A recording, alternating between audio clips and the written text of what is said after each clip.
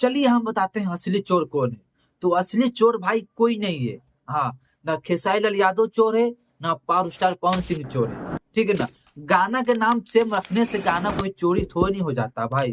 कोई गाना चोरा थोड़ी नहीं लेता है या कॉपी थोड़ी नहीं कर लेता है। आए? गाना में चोरी कोई नहीं किया है। आप लोग गाना ध्यान से सुनो, दोनों गाना सुनो। दोनों का गाना सिर्फ गाना का अंदर जो गाना गाया गया है उसमें सिर्फ रंगबाज है ना, रंगबाज यही सब आया है। मतलब ये रंगदारी गाना है। गाना दोनों सुनो भाई, गाना दोनों अलग है। गाना का म्यूजिक अलग है, गाना का धुन अलग है, जो गाना गाया वो सब अलग है। सिर्फ रंगबाज राजा रंगबाज यही दोनों का अंतर है और फर्क है, कुछ नहीं। और गाना का टाइटल लग गया है ना, गाना का नाम रह गया राजा रंगबाज। पवन सिंह का गाना का नाम है, किशोर भैया गाना का नाम है रंगबाज। सिर्फ भाई राजा सिर्फ आके है ना फर्क हो जा रहा है, बाकी गाना का नाम सेम है। तो कॉपी कोई नहीं किया भाई। गाना सुनो, सब गाना फर्क है भाई। दोनों गाना में बहुत अंतर है, बहुत फर्क है। आसमान जमीन का भाई अंतर है, ठीक है ना।